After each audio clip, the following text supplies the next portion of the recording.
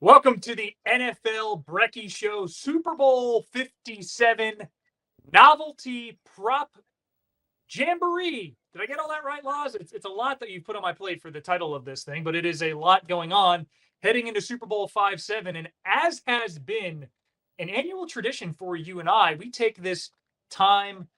I don't want to say the calm before the storm because the storm's already here, but for us to take a passion of ours, we have a weekly propaganda tip heading into all the Monday Night Football games, and we go all out, a show dedicated only to the Super Bowl prop markets, main markets, your player-specific markets, some novelty bets, and we say all of this with an urge and an exhortation to please gamble responsibly. Don't wager what you want to win, wager what you are willing to part ways with, because this league is as unpredictable as any.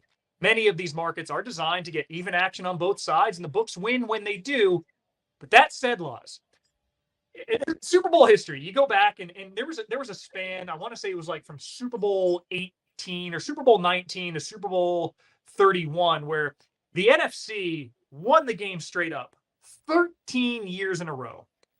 And it has been that kind of lopsided head-to-head in our propaganda for the regular season, for Super Bowl last year, for last regular season, on and on. The Murphy train, the P train, just on the tracks. And that's where we find ourselves now, heading into Super Bowl 57, the Eagles against the Chiefs. You done? You done there with that? You took the time to, a nice opening the first monologue. 90 seconds of the show to get that out. Really laid it out there and just thought you'd get those in. Well, yes. Okay. Yes. From a propaganda standpoint, you have been the reigning, defending, undisputed champion. I had a momentary wrestling away of the mantle for a moment there, and then, threw that away with reckless abandon. Hopefully, we don't see too much of that from the quarterbacks in this big contest we've got coming up Monday, a bit after 10 a.m. Australian time next week. Catch it all on ESPN. But when I look at what props mean for Super Bowl day, what the novelties mean. And this is an entry point for so many people. As you mentioned, gamble responsibly. If you're going to have a punt, do it within your means. Be sensible, be responsible. But it is such an entry point, and it's something that catches casual fans as well as those that are week in, week out in the film room, in the box scores, in the deep metrics, looking for just different ways for the numbers and the evidence to tell you the story of what the season has been so far. So all in all, I'm excited to mount a comeback of my own. Down as many units as I am, I'm going to need a stellar performance in this telling of all weeks. But I'm excited for that. My efforts, my consistency in our Super Bowl champion draft has perhaps been something I can lean on a little stronger. But I'm going to use the thinking that took me there and apply it to what perhaps has been a slightly emotional campaign when it comes to propaganda. Well, Laz, it is a funny position in which we find ourselves, because I do believe, and you can correct me if I'm wrong, you had tipped the Chiefs as one of your teams in the Super Bowl champion draft. And I'm hanging on to the Philadelphia Eagles, who at last check are favored by 1.5 in this game. Or if you look at the straight up win line market, they're at $1.80, and Kansas City's at $2.02 on the return. And that's where we'll start. Oftentimes on these shows, any sort of game preview, people provide the prediction at the end. It's the going away, the farewell. But here, we would totally be tipping our hand if we gave in-game props for certain players having a great day or a poor day for others. We'd be lying to you if we didn't tell you. You'd know by then who we're leaning. So in this main market, we can look at this a number of different ways. It goes more than, because it's such a close game, only 4% of NFL games are decided by a single point. And with the market currently, and again, these lines are subject to change, these odds are subject to change, but for the last few days, it's been Philly giving 1.5, Kansas City getting 1.5, $1.90 either way. If you're keen on Philadelphia, it makes sense for me to sit on to give the 1.5. If you're backing Kansas City, like I am, handing over the mantle of the Super Bowl draft, I am taking the underdog. I'm willing to forego the 1.5 on the 96% chance over the course of, the last 5 years in the NFL that the game is going to be won by more than a single point, that the 1.5 won't come into play. I mean, it's only been, one or two Super Bowls that have been decided by a single point. Scott Norwood's missed 47-yarder in the first of the 4 falls of Buffalo comes to mind as a 20-19 final. Taking Kansas City at $2 too makes a lot of sense. And then you start to look at winning margins. A lot of people think this is going to be a close game because it's a 1.5 spread, though it doesn't always mean it's going to be. There is some interest to take, if you're leaning Philly, to go by the 1 to 13 point margin at $2.55, or the Kansas City 1 to 13 margin at $2.70, or if you put half a unit on each, as long as the game is decided by 13 points or fewer, either way, you're in the positive. But then there are the blowout markets. If you think Philly's going to blow out Kansas City, they're $5.20 to win by 14 or more. Kansas City, $6 to win by 14 or more. I'm going to stay away from those. But, man, some of those numbers are tempting. I think look at how the teams are made up and the game scripts they're going to look to operate on. We know with Philadelphia, the Eagles roster is stacked top to bottom. They're not built to – well, it's not they're not built. They haven't often been put in position to chase a game from behind, to, we say it over and over. How have they been challenged throughout this season? Have they been punched in the mouth? We thought San Francisco 49ers would be the best chance for that. And obviously injury really scuttled the narrative and the game flow of that. Thought maybe that late season contest against the Dallas Cowboys would give us an opportunity to see that. A 40-34 throwdown, but Jalen Hurts wasn't playing. So it really twists, did Dallas get a few more possessions than they might have if Jalen Hurts had been out there on the field instead of Gardner Minshew. So it's hard to get a feeling of how they would how they would respond in that position where your decision-making in down and distance changes, your ability to run the ball as frequently, as potently as the Philadelphia Eagles like to do. But nonetheless, I think that's roster strong enough that they're not going to find themselves in a blowout situation. Conversely, if the Eagles were to jump out to one of their patented fast starts, particularly that second quarter, if they get that 2-touchdown second quarter going, as they have done with regularity throughout the regular season, the best second, not just number one seed in the NFC, but the most potent second quarter offense in the NFL. If they get that rolling, the Kansas City Chiefs are a team that has shown the ability to both chase from behind in the playoffs and the postseason, as well as the regular season, and build the lead. If they were to fall behind by a couple of scores, they're certainly built in certain ways to get after it, chase the game a little bit, go a little up tempo, and get themselves back within reach. That kind of 2-touchdown spread doesn't really jump out to me. I'm with you. Look, in terms of tipping my hand, I'm going with the Chiefs as well. I think you may as well give away the point and a half, wherever it lands. As you mentioned, subject to change by the time we kick this thing off. But I'd lean that way. You take a little over 2-1 and be happy that you're not paying a vig on that. But if you're inclined the other way, if you do think the Eagles are going to, kind of put their foot down, pedal to the metal early on, build that lead that they've done so well. We've seen it in the playoffs already. This is not the team of the Kansas City Chiefs that you think are going to go quietly into the night. Even that, we go back a few years ago against the Tampa Bay Buccaneers with a decimated offensive line and Patrick Mahomes producing some of the most ridiculous throws that were dropped, despite hitting receivers in the hands or in between the numbers. Mahomes doing everything he could.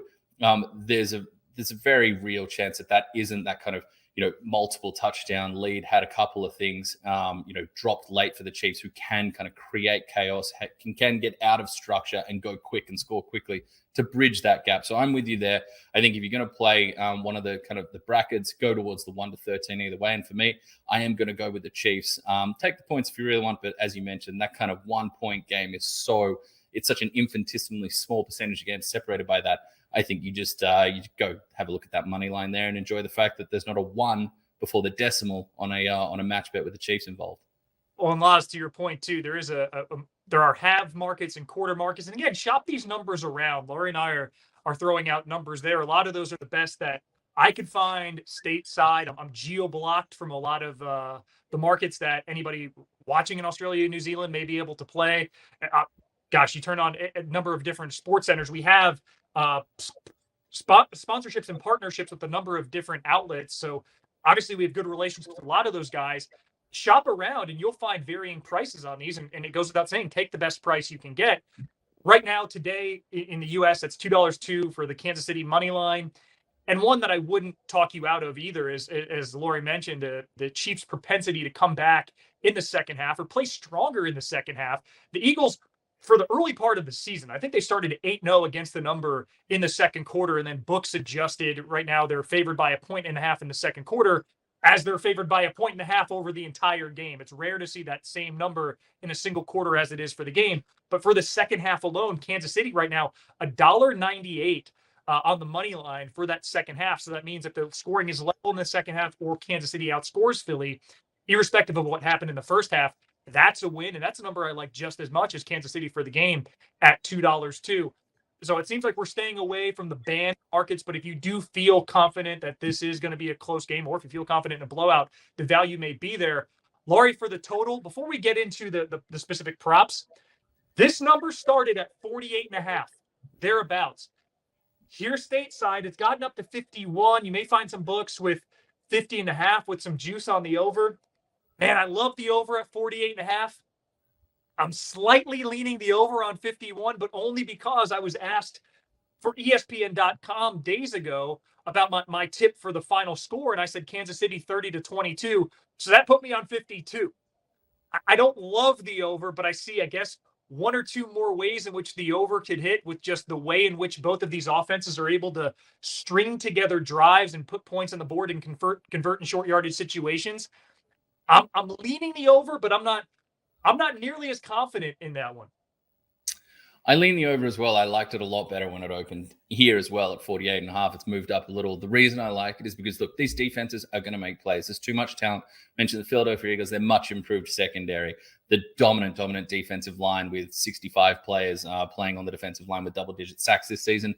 And then you look at the Kansas City Chiefs, Chris Jones, playoff Frank Clark, George Karlaftis coming on. Don't sleep on Nick Bolton in that defensive front. And we saw some of the playmaking ability from the young, unheralded rookie and youth talent in the secondary there. I think defenses will make plays, but the reason I'd lean towards the over, two things. One, two good offensive lines. Two good offensive lines with two good offenses, with quarterbacks playing very, very fine football and enough weapons on both sides. Yes, it's more stacked on the Eagles if you're looking at, an elite wide receiver 1, an elite wide receiver 2, an elite tight end. Whereas the Kansas City Chiefs obviously have Travis Kelce, the second greatest receiving target any position in playoff history behind one Jerry Rice.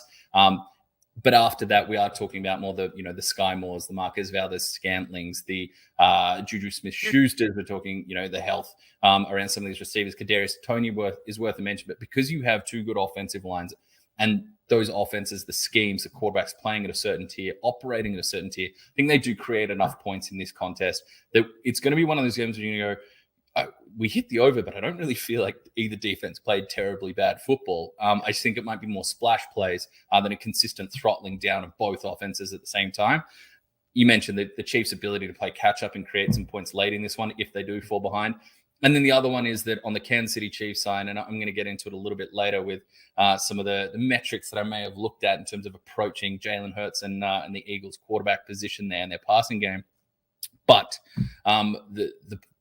the evidence suggests that Spags is going to have a green light. The defensive coordinator for the Kansas City Chiefs is going to have the green light. Would have to be looking at the numbers, the metrics, and his own deep burning desire and culture as a mad scientist blitzer to heat up that pocket. But that is going to open up the chance for aggressive downfield plays. His downfield passing has been one of his strong suits. Not his best showing against San Francisco 49ers early, missed a couple, but the large sample size over the season has shown his ability to hit the likes of Smith and Brown downfield, as well as some other speedy options that they have on that offense.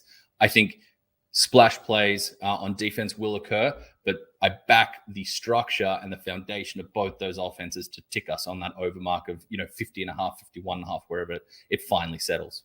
Listen, I know in these like talking head programs like we have here, I may not have legs. Dissension is sexy TV. Laurie, you and I are on the same page here. We're both taking Kansas City. We're both slightly leaning the over. We're both avoiding any kind of margin or band play. It's dangerous. We got to get some dissension in the show. Okay, let's do it. We spent the whole season in propaganda. By the way, everybody, net positive, okay, over the course of 18, 19 weeks of wagering, net positive. Now, I was 5 units 34 to the good compared to Laurie, who was in a net negative for the season. But as a team, this is a team show. We are the people's show, and we were net positive on the season. So take that into account with our main market agreement, albeit light. But Lodge, we do need to introduce some dissension. So this is a topic that I pitched to you, and you came up with a beautiful name for it called tailgate or fade away. We don't know what the other person now is going to be tipping or leaning in terms of these game specific props. And so I'll make a tip in a case, and then you have to reflexively decide if you are going to tail it, that is, put up a unit in agreement with me, or if you're going to fade it, which means bet the opposite side. And then we'll do the same in return. We'll do this a few times through, have a couple different, some really almost like esoteric ones where you're going to be looking outside sports. God, there was a good cross-sport one with the UFC 284 main event that I just couldn't bring myself to follow through on. But here's, I'll lead off. There were two markets that caught my eye in terms of time of possession and first downs. And they're similar markets, and I'll give them to you, and I'll tell you which way I'm going. Time of possession, whichever team is going to possess the ball more. Philadelphia, the favorite at $1.69. Kansas City, $2.16 on the return. Now, similarly, there's a first down market. Philly at $1.81. Kansas City at $2 even. And reflexively, I thought, why don't we think with more confidence that Philadelphia is going to possess the ball more and get more first downs? Because, gosh, they had 26 first downs in the NFC Championship game. Then I started digging into the numbers, Laurie Horesh, and the numbers spoke to me. I took my emotion out of it, facts not caring about feelings. Over the course of the season, Kansas City actually had more non-penalty first downs than did Philadelphia. And in the two playoff games, the Chiefs were far closer in their games than were the Eagles. The Eagles only had 2 more first downs. Then I dug into time of possession, and this really blew my mind. Over the course of the season, Philadelphia only averaged 7 seconds more of time of possession for the game than did Kansas City over the course of the season, which to me in a game like this is going to make it a functional coin flip. Philadelphia indisputably runs the ball better. They're one of the best running teams in the NFL. They have perhaps the best offensive line in the NFL. Shouts to Jordan Mailata, who made a cameo on at ESPN Oz NZ social channels. Thank you very much to our social team that's in Phoenix. But despite all that, Kansas City, very good at essentially running the ball through the air, going 5 wide, finding the quick pre-snap mismatch, Patrick Mahomes getting the ball to any one of a number of receivers. There's a market out there over under 8.5 different receivers to catch a pass for Kansas City, and they've gone over it in their 2 playoff games. So when I start looking at that, it's a functional coin flip. And you can bet on the coin flip in this game at $1.98 either way. You and I aren't, because that's, spin the wheel. But this isn't a roulette table. But I'm going to go with that in mind, with this functional in-game coin flip of time of possession, and thinking that Kansas City will be winning. So they're going to be trying to stretch out and drain the clock late, if that's the way I'm leaning. Kansas City at $2.16 to win the time of possession head-to-head over Philadelphia at $1.69. So I gave the first down market because it interested me, but it seemed like if they're both functional coin flips and there's a little more value, 8% more value on the time of possession market, that's the way I'm going. Laurie, are you going to tail, or fade away? Fade this tip. Kansas City, time of possession, winning it, $2.16. Philly, $1.69. Well, if you want to dissent, Phil, you've come to the wrong place. Let's fire up the barbecue. Make sure you got your tomato relish, your barbecue sauce, chili oil, some good proper buns. It's not just brioche these days, people. Vary it up. Australia, obviously, we love a damper roll. Always underrated as an option for your burger, whatever meat you want to operate with a burger or sandwich. Channel. He's still talking football over there. It's tailgating time here. I'm with you on that. Look, the numbers played out that there's value there, and then something just to consider. I don't think the disparity in strength of schedule for the Eagles and the Kansas City Chiefs was not what it was to start the season. I think that the Eagles came into the season with, depending on them, there's some different ways that people looked at it, but it was like a top 2 or top 3 easiest strength of schedule. It didn't play out like that. It was a little more difficult. Not a lot, still a top 10 in terms of easiest strength of schedule, but the Chiefs conversely were down in the bottom 3. It was one of the most difficult strength of schedules, and the way it played out over the season, it actually moved a little more towards the middle of the pack. But still, we're talking about the toughest challenge for the Philadelphia Eagles. Mentioned, game script is what they like.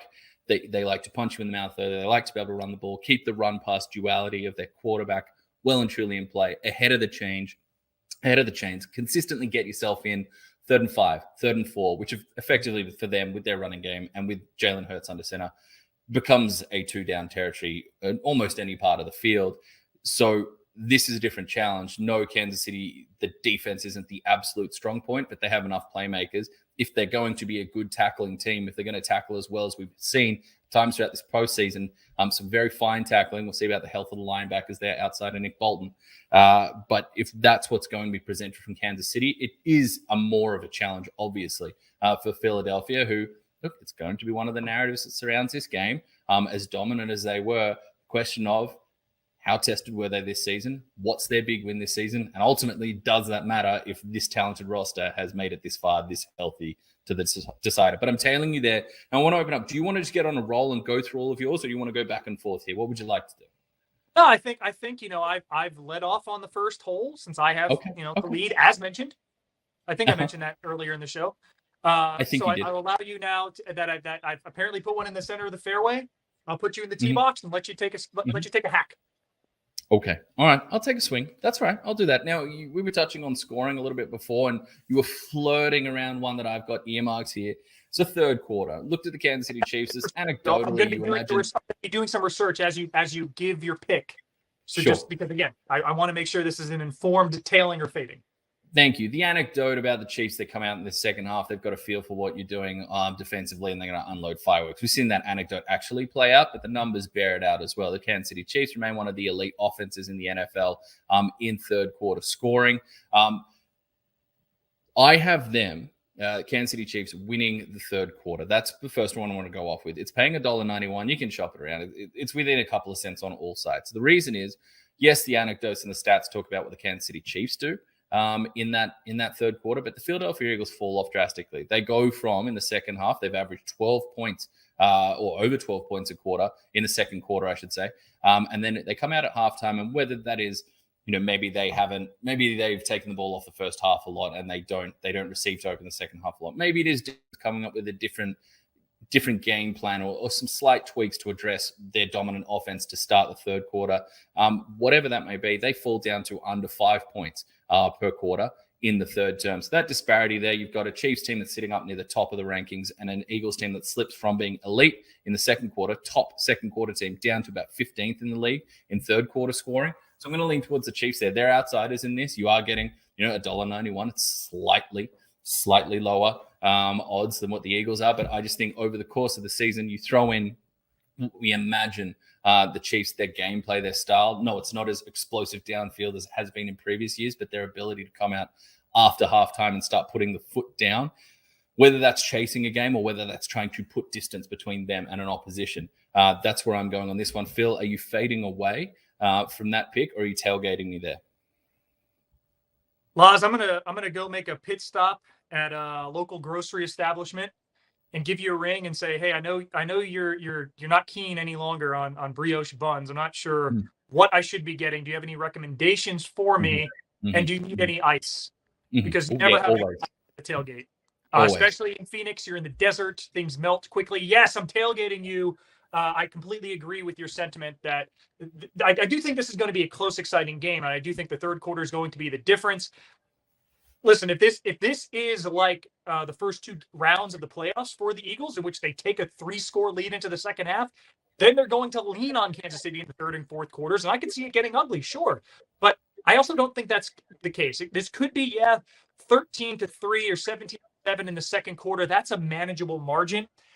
And I just checked here stateside. I can get $1.94 on Kansas City for that money line. And if you can actually get a point there at like $1, I'm doing the math in my head, like $1.45 if you want the 1.5 for a far more conservative wager. But I'll tell you, $1.91, $1.94, somewhere in that range on that money line. Strike up the sausages, give me a little mustard on there. Beverage, if you drink responsibly as well. I know it's going to be early morning in Australia, but you know what? It is Super Bowl Monday. Hopefully you're taking a sick day anyway. So I'm mildly concerned for some of my compatriots, my fellow Australians who may be enjoying the UFC over in Perth. So maybe the UFC starts really early on Sunday in Perth. Anywhere in Australia. It starts around, I think, local time. The first fights are around about 7 in the morning. Go check your listings there. But a couple of Aussies that might be powering through Saturday night into an early Sunday morning start through UFC and then say, Jim, Bill, Bob, Baz, should we just power through the night until an early morning Super Bowl start? Little concern there. So please, as you enjoy the amazing amount of sport that's on ESPN this weekend, pace yourself, drink plenty of water, be responsible. All right, so we're tailing. Gosh, Laz, we need some dissension. I don't know if I'm going to get. I've got one for you. Okay, you know what? I'll let you. I drove closer to the pin, admittedly. So you can take the second shot. Okay, I'm away. It's still me. Okay, right. So mentioned before some of the metrics around Jalen Hurts, that hyper efficient, dominant offense of the Philadelphia Eagles, and how you might try and challenge them. Jalen Hurts, someone may have been playing around with EPA per play, certain metrics this weekend. Jalen Hurts the website was like a kid in a candy store. Jalen Hurts 6 in EPA per play on dropbacks this season when facing 4 or few rushes. Your traditional 3 or 4 man fronts, no exotic looks there, no heat being sent after him. Drops to 17th when blitzed.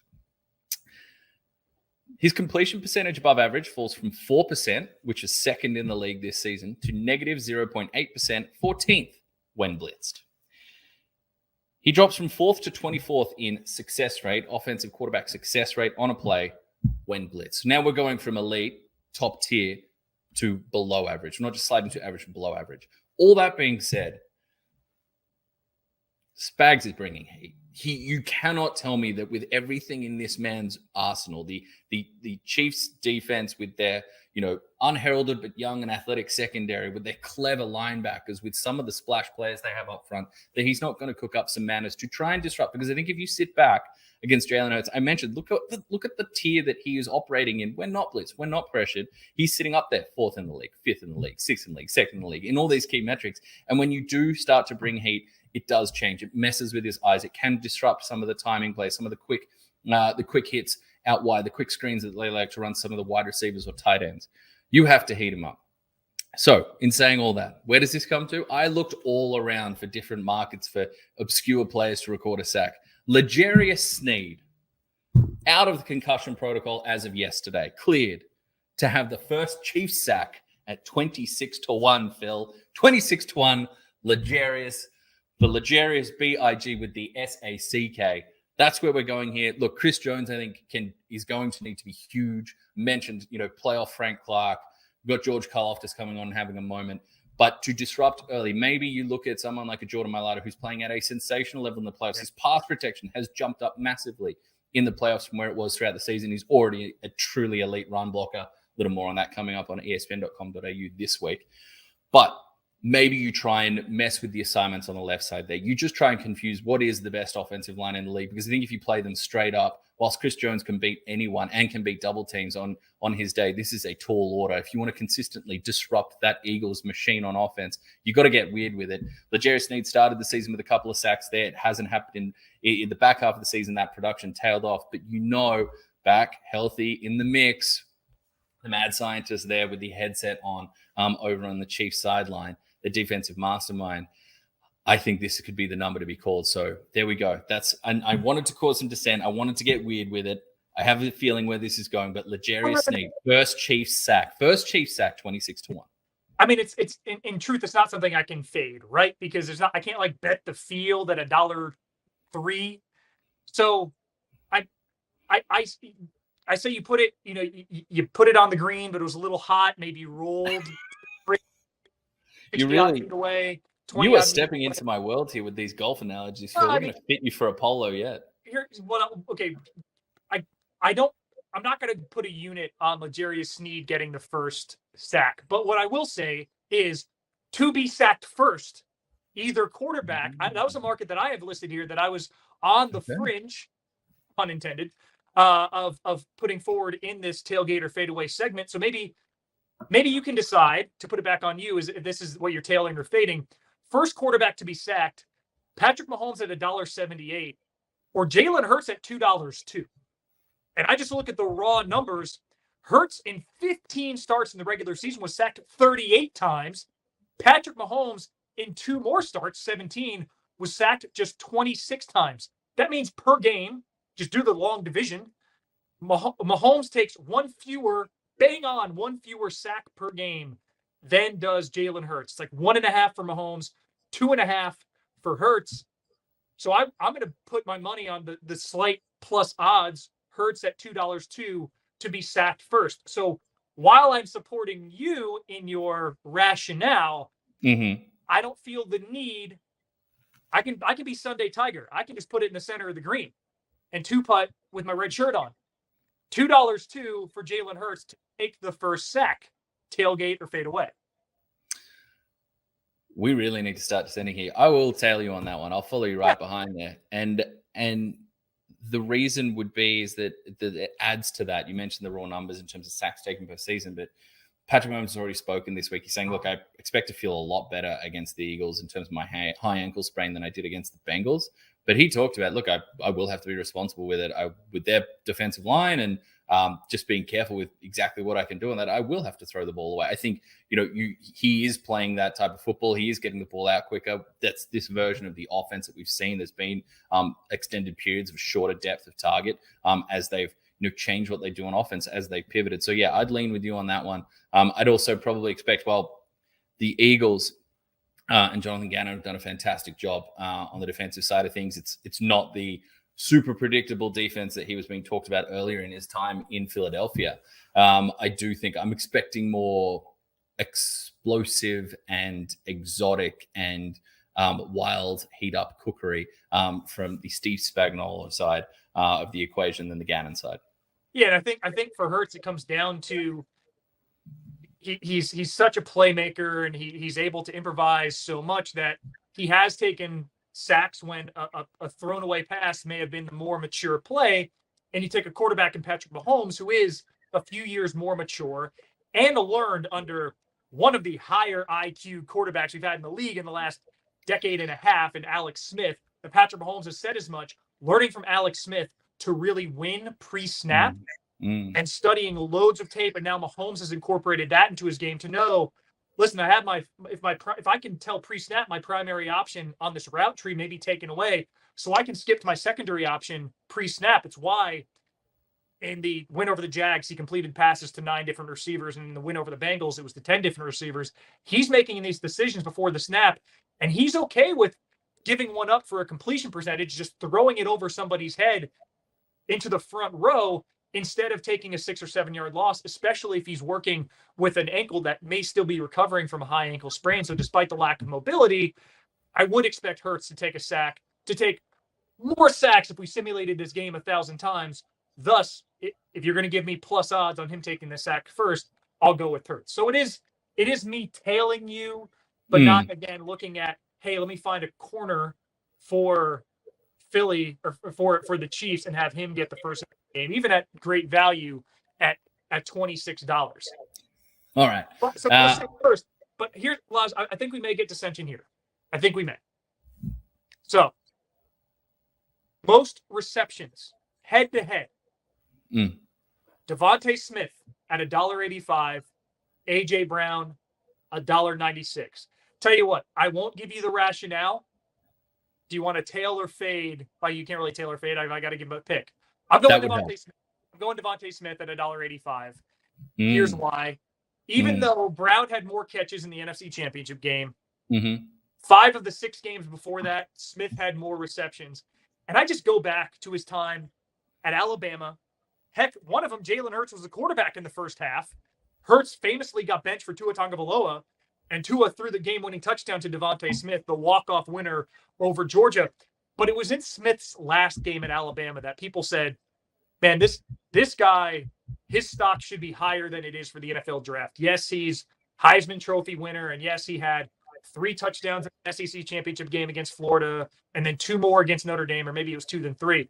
In the first half of a game against Ohio State, Devontae Smith had 12 catches for 215 yards and 3 scores. Then he broke his hand early in the third quarter, sat out the rest of the game. Alabama was up significantly en route to a national championship game. He was unguardable in that half. So I wanted to find something where I could have a little bit of skin in the game for the Eagles. And I look at the two receivers, and there's no dispute for me. Wide receiver one is A.J. Brown, but in terms of most receptions, I'm going Devontae Smith at $1.85. Big game, Devontae Smith. It's a tough one there, Phil. I think I will lean away from you in this one. I think I will. It's a very valid argument, and you've mentioned the recent production of a Devontae Smith. Perhaps that production was aided by a catch that wasn't, and a review that wasn't. Let's not get into that. But NFC Championship game, A.J. Brown did have more. I'm going to go with A.J. Brown here. I think I'll lean that way. I had a good look at both of those receivers this week. And then you throw in someone like Dallas Goedert, who has every potential to just kind of put on his own version of a Kelce show and end up as the leading receiver in this whole contest. I think A.J. Brown, if the Chiefs are going to do a good job, I think the Chiefs did a relatively decent job against the Cincinnati Bengals of limiting some of the yak that we might have expected from that Bengals team with their power and brute running. With ball in hand, where that's receivers. Take your pick of the three. I think if the Chiefs are able to do that again and kind of threaten that kind of short passing game, some of those screens, some of those the quick outs that we see from Jalen Hurts, if they're able to really limit the efficiency of those playing physical enough football, not just at the front, but stretching out to the back, I think then we turn to Jalen Hurts to try and loosen things up and tee off downfield. For me, in this contest, if I'm teeing off downfield, I'm turning towards A.J. Brown. Devontae Smith, a very capable downfield receiver, has had plenty of highlights in his time. But in this match, I'm turning towards my wide receiver one there. And it actually plays into some of the thinking that I've talked about already in terms of the blitzes, in terms of some of the coverage that we might see. You think of Jalen Hurts, think if that offensive brains trust on the sideline, Sirianni, see those one-on-one opportunities for A.J. Brown. How is that not a green light go for Jalen Hurts to hit him deep downfield in the side? He's improved in the middle field, but along the sideline where he's been so effective. You're talking totals. That's a tight one. I'm going to go with A.J. Brown here. I'm leaning that way from a quality of player standpoint. But I'm fading. Oh, you've really picked. You said dissent. It's hard to create massive, passionate dissent there. The one I will say, and my related one, I'm interested to hear what you have to say here. I've gone with A.J. Brown over 26.5 yards for his longest reception. For the last 5 contests against the Kansas City Chiefs, the Chiefs have given up to at least one receiver over that mark. We've seen multiple receivers go off for 30-plus yard gains against them. Again, it kind of plays into the way that they play football. This is not a bad Chiefs defense, but this is one that you can take advantage of when you do catch them in the right look, or you do get the right matchup with. Look, on paper, that is an overweighted matchup for the A.J. Brown, Devontae Smith side against young, impressive, but still young cornerbacks for the Kansas City Chiefs and DBs for the Kansas City Chiefs. What do you think there? Do you see Hurts being able to create one of these downfield connections to the likes of A.J. Brown, go over 26.5 yards on a reception? Or do you think the Chiefs are going to throttle that down? You fading me there, or are you tailgating? When you said it, I started to, get my Kobe Bryant fade away going. And then I had to look at the numbers, Laz. I'm not going to look at the playoffs because those were blowouts where the deep play receiver wasn't really a consideration in the second half. To end the regular season, even with Gardner Minshew at quarterback for 2 of those games, A.J. Brown, 6 games out of 6, had a catch 33 yards or longer. 4 of the 6 catch 40 yards or longer. Man, I'd be lying if I said I didn't back your pick. I'm tailgating. Given you're usually the more acute numbers guy, and then when I bring numbers to the party that almost feel infallible to you, 1, that's going to be quite confronting to you, and 2, that's going to be quite concerning that we're thinking along the same page, because when that happens, usually badly. Goes very bad. It's really, really badly. Yeah. And I mean, I know your day getting into the office today hit some traffic. Son's not feeling well. You were locked out of the building. It's just like, has the curse been broken, or am I just coming down with the anchor toward the bottom of the ocean? I don't know. Look, I think I've just got to get weirder here. I've got to really throw you through a loop here.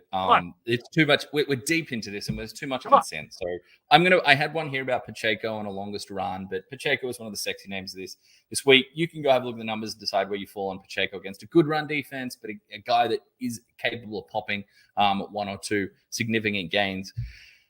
No, put that all to the side. I'm going to put Phil on the spot here and try and get some dissent. One of my favorites, traditional, the missed PAT at $3.75, almost 4-1 odds there. The missed PAT. Now, when I'm talking about this, Jake Elliott's been the more solid of the kickers here, so I'm not going to spend too much time on Jake. He's got some misses in his past, but pretty solid when it comes to the PAT. Harrison Butker, though, as prodigious as leg as he has, in the last 3 playoff campaigns, he has missed a PAT. So far in this postseason, Mr. Butker is perfect. That tells me that one is coming. He is due. So at $3.75, neither of these kickers rank at the top of the billing when it comes to PAT conversion. They both got a miss in them here and there. But I'm going to I think we get not a full-blown Brett Maher shank. Sorry to bring that up, Brett. It's a tough deal. But I do think we see maybe a nasty hook here. I'm going with yes, we will get a missed PAT at $3.75. Given form, given history, and given that you just get that feeling with Butker, he didn't have to go from 60 yards. He got to go from 45 yards against the Bengals, and we spent plenty of airwaves, sound waves, time on that. But that kind of that short, intermediate, weird little range that the PATs exist in now, it can prove a little hairy for Mr. Butker. He's had seasons where he's had 6 missed PATs, perfect in the postseason this season. So far, this campaign, but he's shown us in the postseason the last 3 years, that hasn't been the case. I think he's due. Phil, now it's time to dissent. So I'm probably getting like $1.35 or $1.30 maybe on there not to be a missed PAT. Or you can just stay away and say I'm wasting shekels. I mean, I'm gonna fade you here. This is the Dirk Nowitzki fade away with confidence. Oh, and build a statue to it. And a lot of it's because you're saying, it's an implied probability of like just over 25% that there would be a missed PAT. Yeah, he's made a number in a row, but these things tend to happen in bunches. And not only was Butker, for example, your example, 5 for 5 in these playoffs, he's 10 for 10 to finish the regular season. So he's 15 running that he's made it. Both these kickers kick in very difficult outdoor environments, Arrowhead Stadium in Kansas City and Lincoln Financial Field for the Eagles. Both outdoor environments, cold, susceptible to wind. And even in those, some road environments too. I think Butker's kicked in Chicago recently, Soldier Field. They did have that game there in December. And Laz, the reason I'm going with no is because actually the next tip I was going to give on tailgate or fade away was for there to be a missed field goal. Oh, okay. So all right. And the no there is $1.64. The yes is $2.22.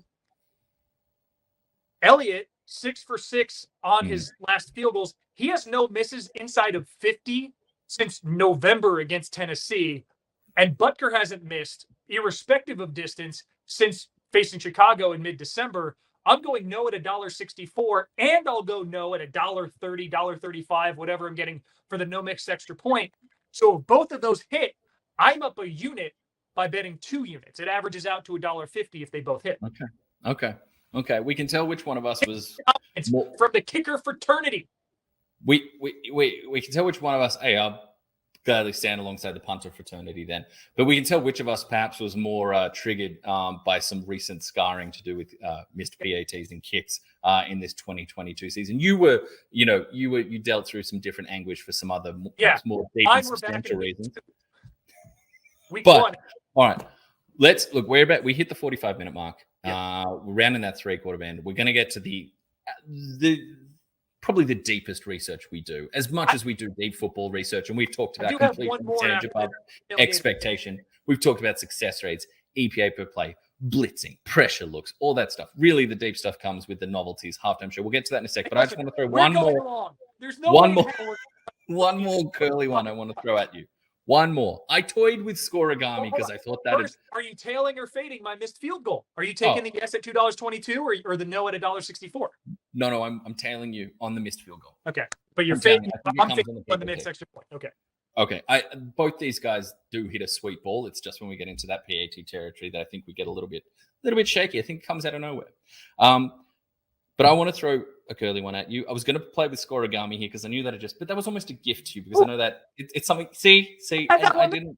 No, well, overall Scorigami or just Super Bowl Scorigami because I have both markets. Okay, well, I was looking at overall Scorigami, but that's okay. I'm not going to go there. This is an interesting one I saw. I saw it at 12-1. And I think the stars in this game, the offensive centerpieces, speak to this. A player to record an octopus, Phil. Do you know what an octopus is? I do. It's when a player scores a touchdown and converts a 2-point conversion for an 8-point drive. There you go. And it's my daughter. You knew.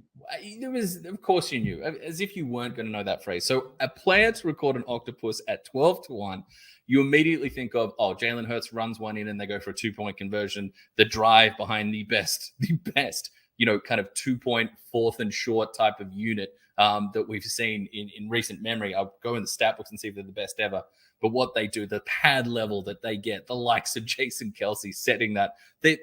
I've seen scrums since I was childhood. I've seen some of the best forward packs get low, get fully, like backs horizontal to the ground, knees flexed. But what the Eagles are doing is absolutely remarkable. And it's a credit to that front for the success as well as the running potential of their quarterback and Hurts. But I think you think about a Hurts, you certainly think about a Kelce.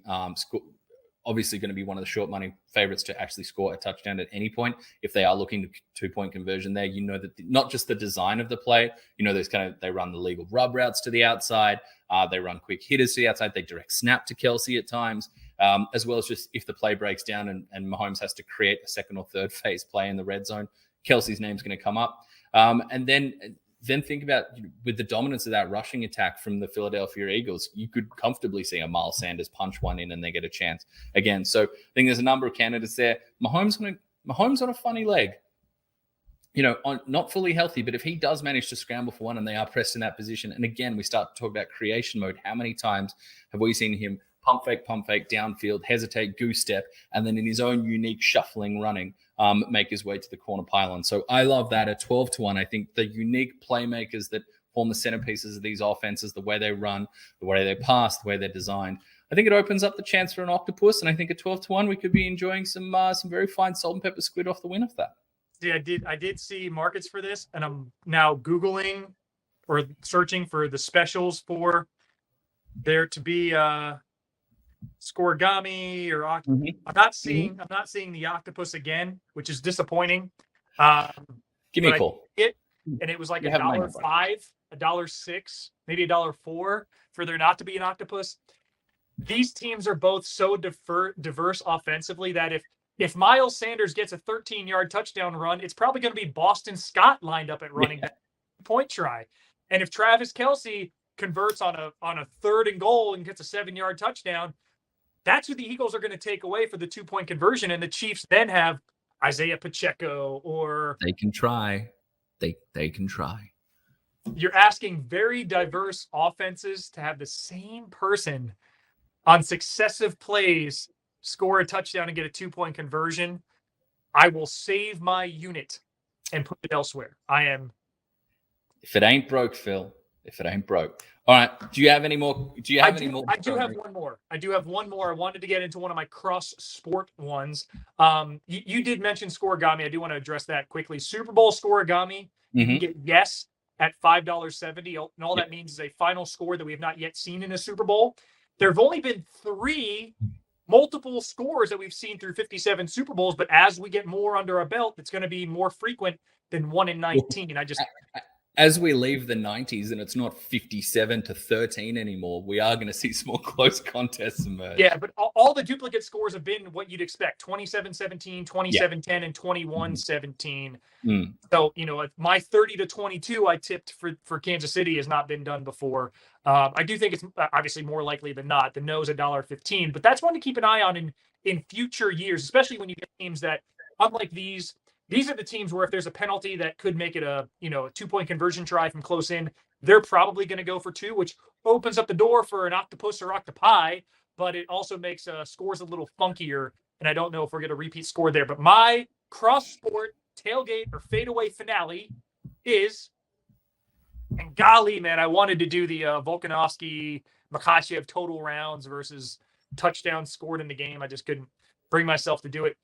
Jason Tatum, 3-pointers. I don't even know who the Celtics play that day. Let me look it up real quick. It doesn't matter. But Boston Celtics, best team in the East. They're terrific. And I saw Jason Tatum torch the Pistons the other night, put a 19 in the third quarter. Third quarter. So 4 hours before tip, actually this game's on ESPN. You can watch that. Then you watch SportsCenter Australia. Then you watch the pregame show with Charlie and I from Glendale, Arizona. Aaron and Tide will be there as well. And then, of course, Super Bowl 57 on ESPN shortly after 10 a.m. That's Sydney, Melbourne time. The Grizzlies host the Celtics. Jason Tatum, 3-pointers made. Will there be more 3-pointers made by Jason Tatum or more 3-pointers made by Harrison Butker? Jason Tatum, $1.63. Harrison Butker, $2.25 to hit more field goals than Jason Tatum 3-pointers. That's easy money for me on Jason Tatum at $1.63. Tatum's had multiple threes each and every game since January 1st, over a month ago. Whereas you're asking Harrison Butker, and I've already said I don't think they're going to be missed field goals, but there also may not be that many attempted with how proficient these teams are in the red zone.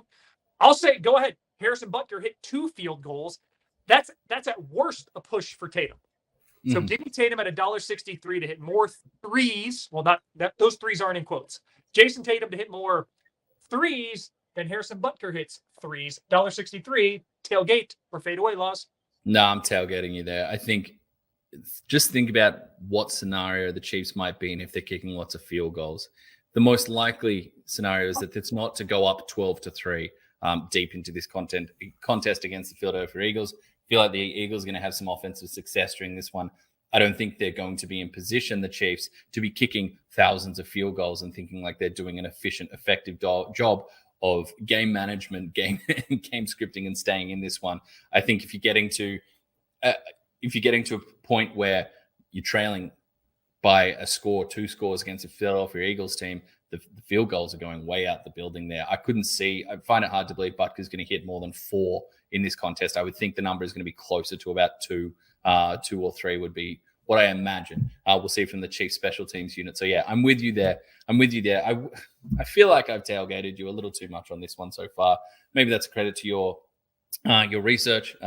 Maybe it's credit to the fact that you've probably got some less 12 and 26 to 1 offerings that I may have thrown out. But Laz, before we get to that, we have our non-QB MVP. We have, and this can be quick because this isn't so much something that we would back and tip. I mean, there was a market I saw, Jalen Hurts to win MVP at $2.30 or the field at $1.69. The winning quarterback has won MVP 9 of the last 13 years, 12 of the last 15. It's the most common pick. But 9 of the last 13 years, so that means there are 4 in which the winning QB didn't win MVP. We have 2 receivers and 2 linebackers. So, Laz, I'll give you the floor for your non-QB MVP. Okay.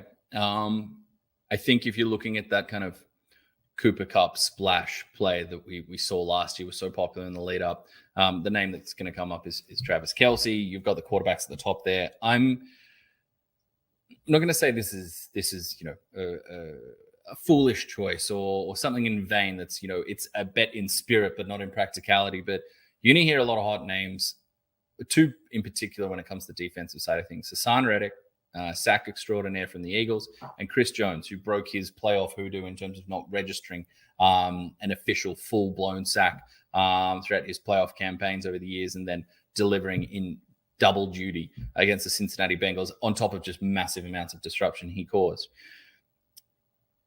Any defensive player to win is paying at about 21 to 1. Any defensive player to be named the MVP. I've mentioned 2 off the top there. Is there a world where, Nick Bolton crashes through for 17 total tackles, a sack, a forced fumble, maybe a fumble recovery for a touchdown? Who knows?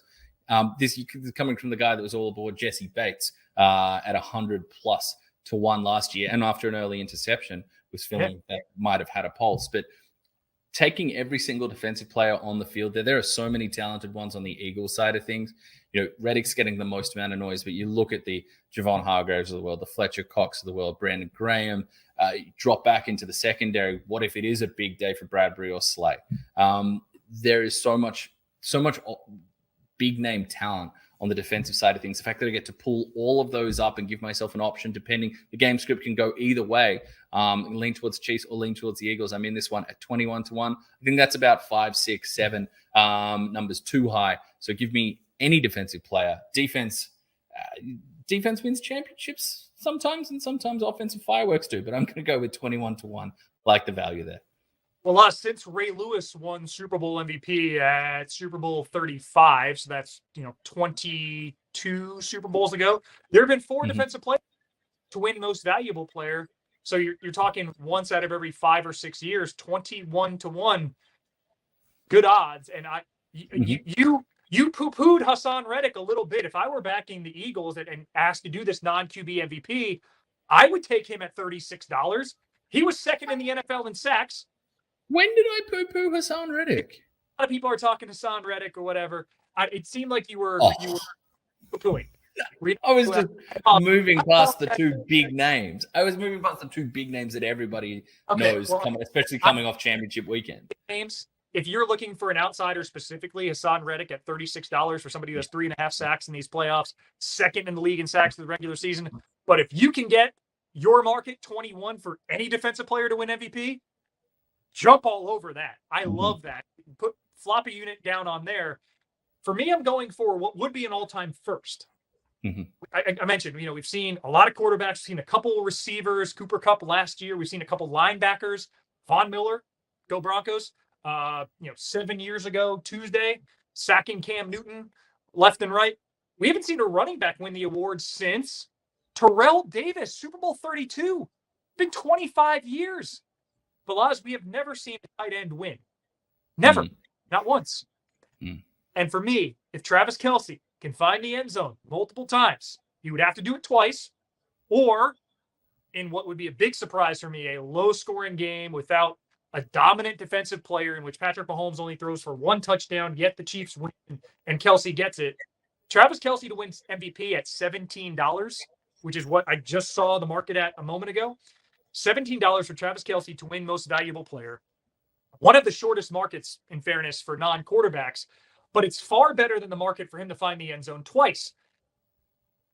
I think if he finds the end zone twice, unless Mahomes throws for 4 or 5 touchdowns, Kelce is your most valuable player, especially if he has one of his 10-catch, 89-yard, 2-touchdown games. All of his personality, the spotlight's on him all week. It's a narrative award. So if I'm going to bet on QB MVP, I'm going to say Travis Kelce as the first tight end in 57 years of Super Bowl history to win Most Valuable Player. When you think about a positional player getting a snatch added as well, having a real chance. Or an octopus. He gets an octopus. Or an octopus. There's an X factor, or like, what's their point of difference outside of just being fantastic at what they do? And Kelce is about as fantastic as you can be as that offensive explosive playmaker at tight end. But what if Kelce does find himself in a tight end wildcat formation near the goal line? What if there's Andy Reid designed something? Look, there's going to be all sorts of talk about the Philly special last time we saw the Eagles in the Super Bowl and what the Eagles might cook up there. But Travis Kelce has got it in his arsenal, not just to throw a traditional touchdown pass if it was called upon, but could you see him under center with the fake run and then that shovel pass that they love? The Kansas City Chiefs have turned to many times over the years under Andy Reid and Mahomes there. There's different ways that he could have that non-traditional stat line that could just buoy his chances. Because, he caught 2 touchdown passes, but who threw it to him? What if we're talking about he's had a score or 2 or 130 yards and 12 receptions, and he's also thrown a touchdown in there? Now what are we talking about? We're really changed. So I think it makes a bunch of sense there. I like what we've done there, but now, okay, I jumped the gate a little. Now, can we, is it time, Phil? Can we get weird? We were going to go over an hour here, so cash your bets. It's time. It's time to get the mics out, the spotlights out. It's time to pretend we're DJs, set designers, playlist organizers, curators of, artistic and musical phenomenons. It's time to get really weird with our Super Bowl novelties. We have spent far too much time in Spotify lately.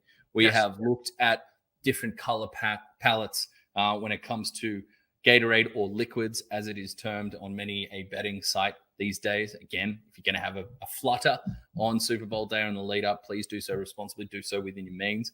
But Phil, where do you want to start off with this one? Where do you want to go in the world of music, entertainment, drama, and atmosphere?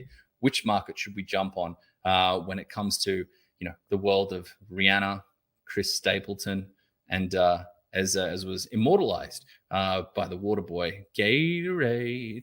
Plus, we're better to start than the beginning. We can just go in sequential order here. Mm-hmm. And also probably the first market to come off the board, because once a sound check happens, everybody knows the projected anthem length for one Chris Stapleton, pride of Kentucky, on the mic, country music extraordinaire, singing the U.S. national anthem. Now, this market here stateside is different than the one you have. Right now, stateside, it's still, saw it today, 2 minutes, 2 seconds, 122 seconds. For you, it's higher. It's 2 minutes, 7.5, 2 minutes, 8.5. Man, if that's the case, I love the over. If it's my market. With yours, I might be a little more cautious, but Chris Stapleton's a Kentucky boy, slower draw. He can carry a tune. He's got the deep baritone. He can really draw it out and bring it up. And in the last 15 Super Bowls, anthem overs 9, 5, and when the total is over 120 seconds, overs are 6 and 2 in that time. With good reason, this is getting bet upwards. Over 2 minutes, 2 seconds, over the 122 seconds, and I'd still probably lean over 127.5 seconds. Look, as someone who's listened to a lot of Chris Stapleton over the years, let's talk about one thing that we brought up when Eric Church sang the anthem not too long ago, a couple of years ago. And we brought in the expertise, the anonymous anthem singer who had sung at some of the biggest sporting events in the world. And I asked said anonymous source, what is it like when you're bringing an instrument to play, a guitar, country music starts? If an instrument, country music is, can be fast paced, it can be slow paced, it can be bluesy. You look at Chris Stapleton, if he goes midnight train to Memphis, this thing's done in a minute and 10 seconds, and we're out of here, time to go home and watch Melrose. But when you're bringing a guitar out there, it allows you to control the tempo. You're going off script here. You're able to, is it beyond Stapleton to give us a musical interlude in the middle of the anthem? Absolutely not. Have you heard his runs? Have you heard how he carries a note? The man has vocals for days. He has range for days. I've spoken about this. I spoke about this with ESPN colleague of ours and noted theatersman and musical theatersman Olgun Ulic, our basketball insider down here in Australia, who's also listened to a bunch of Stapleton and said, look, this thing's going over. We're in lockstep in our analysis there. You throw in what we know and what we've seen in that genre with an Eric Church who went to 2 minutes 17 not so long ago. I think, look, the 2:02, it started at 2:01.5, then it was 2:02 in America. By the time it got to Australia, it was 2:02, and it immediately flew out. You're seeing it now at 2 minutes 7.5 seconds, 2 minutes 8.5 seconds, and the over is still at like $1.57, $1.58, $1.62. If you can find it lower down at that, 2 minutes and 3.5, 2 minutes and 5.5 seconds, go find it. But I'm hitting the over on all of those. I think he carries this thing long. I think it's going to be an outstanding anthem. And yeah, I think you'll find no people tapping our feet and swaying side to side with bigger grins and smiles on our faces when that musical break does come in the middle of the anthem than you and me here. This thing is sailing over. Chris Stapleton will deliver. It is time to really hop on board. Whether you're a Tennessee whiskey fan, whether you think you should probably leave, whether that one speaks to you, maybe some past regrets, who knows? Wherever you fall in the Stapleton fandom, or maybe you've never heard of him before, sit back and enjoy as this thing sails past that mark, and the overbetters have a great day. Yeah, and I'll be watching my clock in State Farm Stadium once it takes to 2:01, 2:02, and the whole just trying to just keep him stretching so we can hit. No, but in truth, for that one, if you are keen, all these numbers are subject to change. That one will likely be pulled from the board within 72 hours of kickoff because somebody within earshot will be able to hear the sound check and stand there with their phone. Yep, it's that one gets ruined quite quickly. Which Super Bowl was that? Which Super Bowl was that where there was a bloke standing across the river from the Super Bowl stadium? It was Tampa. There you go. Yeah, 4:55. stood there just with a smile on his face and his iPhone pointed at the camera as the anthem played in near full decibel, and the counter went up. So if you're going to get on this one, get on it quickly. All right, Laz. Then we get to the halftime show. Oh, yes. So among my roles on Super Bowl game day, I will be teeing up the icon, the superstar Rihanna. And I've assigned my resident Rihanna expert, my lovely wife, Justine, to be a Rihanna researcher to basically help me write the lead-in, because it's a lot of moving parts. The stage is getting set up. We don't really know how long I need to talk. And I only have so much video to go on. So I could be sitting there looking down the barrel of the camera for 40 odd seconds, needing to get people ready for Rihanna. Which is a treat for all of us. It is quite a responsibility. And so I feel pretty good about, with her halftime songs, where she might start, where she might end, guests she might bring up. So first with her playlist, I'm going to put half a unit on each of these, because everything is plus odds for this. And even if one hits, you're still in pretty good shape. So her first halftime song, this can go one of two ways. I think she's going to want some newer material, because she hasn't appeared at this stage, sung publicly like this in, 5 years. And now there's rumors of this being the launch of a stadium tour stateside. She's going to want something newer. So I say Stay at $12. With real value, just because of the cinematic build of it. It's slower. You can't put that in the middle of the playlist. My wife thinks I'm crazy for this. Okay. She's sure thing it's going to be Diamonds. So I'm going to put half a unit on Stay and half a unit on Diamonds for Rihanna. Okay. I was very interested. I wanted to know what your wife had to say about this. Not more than I wanted to hear what you had to say about this, but no, you want to know more. Yeah. Well, look, I would confess that I absolutely brought in my wife, Alicia, into the Brains Trust for this and ran through some of the songs and what she thought. I am going older. I'm not going as new as you. Look, this market, usually we see some fluctuation where there's some information. Stay is moving down. It's the first one I've seen in a while underneath $3. Kind of been around that $3, $4, $5 mark throughout the week. It's $12 here.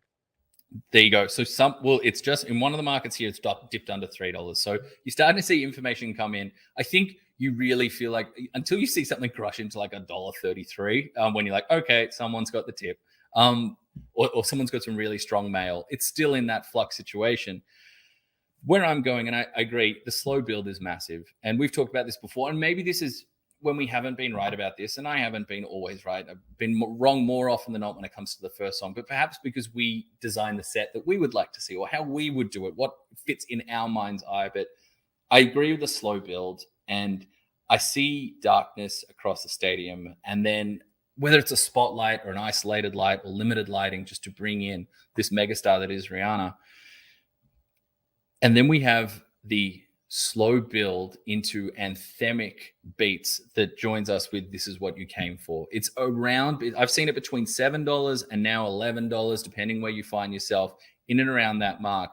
But those lyrics, one, showcasing her phenomenal voice, but you can go a cappella with this off the top to really create that drama. Especially as you mentioned, this is, in many ways, this is returning moment for the superstar.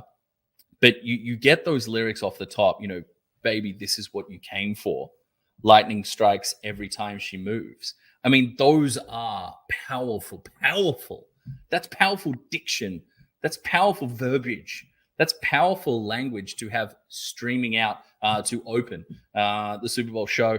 And then, a couple lines later, we start to get the beat picking up, and it starts to, we get our ooze going on, and we go from there. But I think that, that also brings in, do we see the feature? We'll touch on special guests, but, Calvin Harris has been involved with plenty of Rihanna tracks, maybe something to look at there, but that's where I start with this one.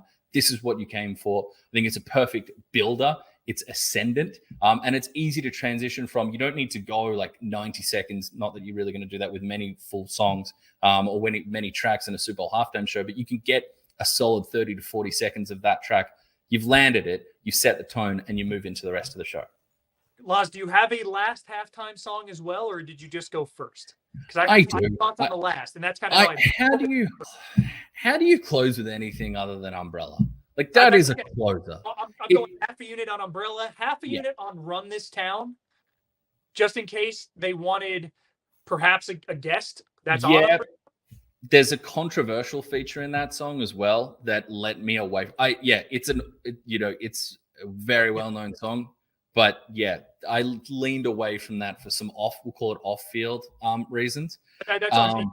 You get the chorus in there, and you have somebody else fill in if there is a need for that voice. So if that's Jay-Z from Umbrella making a guest, you can go Umbrella, and then later on go Run This Town. So I'll go half a unit each. On Umbrella at $3, Run This Town at $5 for the last halftime song. Umbrella, I think, is just a phenomenal closer. Think about what you could do with the stage. You know, if you didn't want to have artificial raindrop during the concert, you wanted to have that to end. That's the time. Safety, Phil. We need to think about safety here. Not everybody is going to be Prince. Not everybody's going to be Prince. In glass heels on a glass stage in the rain, singing "Purple Rain." Rest in peace and rest in power to the great man. Okay. Coming back from that, I want to parlay that Umbrella pick into my special guest. And this was tough because I really wanted to see the market for Tom Holland. Tom Holland's lip syncing version of Umbrella is one of the finest bits of pop culture content of the last however many years. I'd say 5 years, but knowing me and my fading brain, it could have been more than 5 years ago. But Tom Holland getting out there and doing Umbrella and the dance alongside Rihanna would have been phenomenal. Not happening, or not on a market anywhere that I can see. I'm going with, at 5-1, I found a little shorter, but the best price I found, I'm going with T.I. I think I would, there's some ties to Rock Nation here. There's some label ties there to get him involved. But the song, Live Your Life, which samples Dragostea Dinte, which was a high school absolute electro banger at house parties at International Grammar School, can confirm when the French exchange students in that year 9, year 10 period brought that track over, it was a game changer for Friday and Saturday nights in the inner city suburbs of Sydney. But that song, Live Your Life, I think it's very anthemic. It's very stadium. And you think of the features that she's at. Okay, Jay-Z is, you're getting Jay-Z at like $1.40 to make an appearance. Calvin Harris, I mentioned, he's featured so often. I'm going to leave the Mr. West of the world out of this. But you're seeing somebody, Drake, who they've done plenty of tracks with Rihanna. But Drake's such a massive star that you wonder if that's a bit of stealing thunder a little bit with Drake turning up. I think T.I. is at that right tier. Not a small name. Sorry? Jay-Z's not a small name. But Jay-Z in that kind of almost architect role, you could see there, especially given what we saw last year with some of his, we'll say, contemporaries and the show they put on and a desire to be involved. But someone like T.I., who's still a massive name, but not today on that, thunder stealing tier. And the track matches what you want from the Super Bowl. It's pop crossover. It's massive. It's positive. It's loud. It's stadium. I could see T.I. at 5-1. I think there's some sneaky value there. Okay, so I'll run through mine quickly because it's not as though there can only be one guest. There may not be any guests. There may not. Jay-Z she needs no guests. Let's be clear. Rihanna needs no guests. She needs no help. But this is the Super Bowl, and there is a real synergy when you get a Rihanna and oh my gosh, that's Jay-Z as well. Yeah, $1.44 and for him to come out for Umbrella, that's good value. I say Drake with work at $1.67 for a quick cameo, not out of the realm of possibility. In fact, I would put down a unit on that. Calvin Harris is interesting. We found love, but you can also just put his beat. You don't necessarily need him per se, right? I think for an appearance, he has to be there. Right. So that's what I'm saying. So I'm not. Yeah. That's why I'm not touching it because you can have that song without him, but you could with any of these. I'm gonna clip that just bit. I'm gonna edit it and drop it into like DJ Reddit and just see a whole bunch of like up and coming DJs. Phil Murphy has disparaged our craft. No, I'm saying he's done the work. He's done the work. You saying all he does is get up there and press play? Is that what you're saying he does? He just do a little slider back and forth, right? And slide it. I'm kidding. It was a joke. Please email me. Yes. Horesh at ESPN.com. At 75 minutes, we got Phil in a jam. Okay, go on. Who's making the guest appearance? My pick which my Rihanna researcher, my lovely wife upstairs from this studio, vehemently disagreed, but I'm going rogue here. ASAP Rocky at $3. Here's why. Because, Laz, I didn't know any of this. I didn't know there were rumors that have since been squashed that he was unfaithful. I didn't know that. So I see that and I said, oh my gosh, no, why is this guy even like on the list? And then I see, oh no, that was nonsense. They appeared at the, an award show in January, a happy clappy couple, two parents of a beautiful baby boy. So like to, continue to mend that fence and put him in a positive light. There's a market too for ASAP Rocky and Baby to appear. I think that's a little bit aggressive. But ASAP Rocky alone, $3, in addition to a unit on Drake, in addition to a unit on Jay-Z. Not touching Calvin Harris. I think that's my guest appearance bet. So any winnings I might have had from elsewhere, I may have just thrown away. We had a market down here for a proposal involving Rihanna. Rihanna, so you're not off base there. At 3-1. Fair shout there. ASAP Rocky. Okay. Do we do our celebration now? Our punctuation? Yeah. This is where, look, we've done pregame, we've done halftime, we've done a whole bunch of gameplay. Where else to finish? But one of the iconic final scenes of every Super Bowl, and whether you want to say Gatorade or you want to say which drinking liquid, but it is Gatorade time. Which color Gatorade is going to be dunked on the winning coach? Yeah. We've got favorites here. It goes up and down the board. We see yellow and green is firmed in near the top there. Clear, always mysterious. Red, seemingly disrespected, even though the Kansas City Chiefs feature isn't the best flavor. Not one of my picks. And then some traditional powerhouses like blue.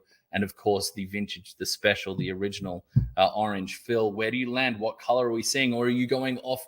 Have you pulled purple from the nosebleed section? Not touching purple. Laza did analysis for the last 25 Super Bowls. You know how many times red has appeared? As many times. Gosh, I don't have zero times. Never been red Gatorade on the winning team. All right. Clear had a 4-year run from Super Bowl 39 to 42 and has not been seen before or since. Yeah. So 22 Super Bowls I went back. 9 of the 22 are orange or blue. Blue is on a 3-year hot streak. Ooh. So I'm going to put half a unit down on orange at $5.25, the color that was dumped on the Chiefs when they won their last Super Bowl. Blue seems to be in vogue. These things happen in bunches. Half a unit on down at blue at $5.25. And I'm just going to pray that the color, the yellow or green, which is often together, that the Eagles were doused with after Super Bowl 52 is not in play. You give me, $2.63 odds if I do half a unit on each of orange and blue for colors that have appeared in 9 of the last 22 Super Bowls. I'll take it. We don't know what we don't know. Reading into this and doing some research, came across an article where an unnamed former Gatorade employee executive said, look, there's multiple colors that we lay down each day. Sometimes it's 1 across the board. Sometimes it's 2. Sometimes it's 3. We don't know what could have been picked up. We don't know how close it was. Were there 3 all lined up together? Was it just, did 2 tubs get picked up? Some by the offensive lineman, some by the defensive lineman came over and, oh, you guys got it? Okay, we'll put this down. Is that how close it was to the Eagles dousing someone in blue, to the Chiefs dousing someone in purple? We don't know. Game of ounces. We don't know what we don't know. But what we do know, as you mentioned, is that the Chiefs poured orange on Andy Reid when they were successful last Super Bowl outing. And for the Eagles, different head coach, but they doused their head coach in that yellow-green concoction.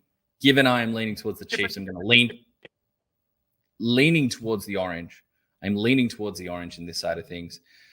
I feel like, red never gets a chance, and it screams at you because of the color thing, but I think you come down to flavor there. I just don't think it's that good a flavor. So I'm not a fan. So I'm going to go traditional here. I'm going to go with orange Gatorade. The traditional pick, you find it anywhere between 4 to 5 to 1, 5 to 1 being the best one that you and me talked about. 5.25, you said $5.25 for orange and $5.25 for blue. I'm putting down a half a unit on each. I'm just moonlighting as an auctioneer here. $5.25. Can I get $5.50 somewhere? That's where we're going. We're closing this out with tradition. Orange for me. I lean towards the Chiefs there. If you're an Eagles fan or you think they're going to take this one away, by all means, the evidence is pointing you towards green, yellow.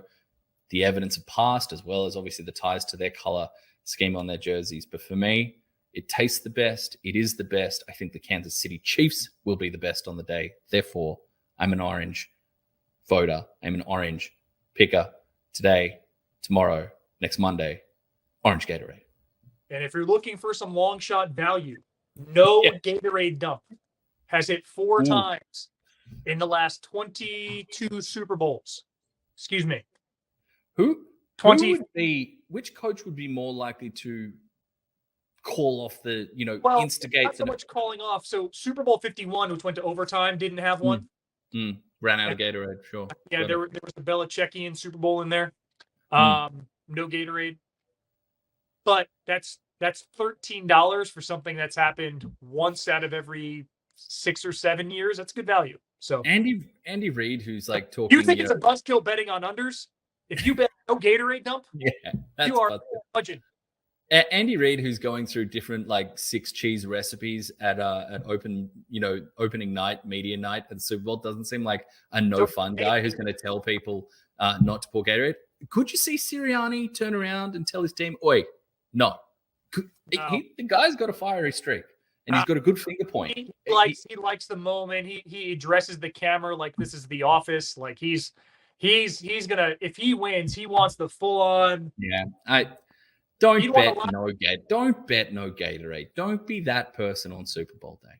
Sometimes you want to be right. I mean, but Laz, we have Travis Kelce lining up here to get his octopus, a little quick out route at the front pylon. Patrick Mahomes finds him. That's our show. Again, if you do decide to have a punt, where did you a flutter? Is that what you called it?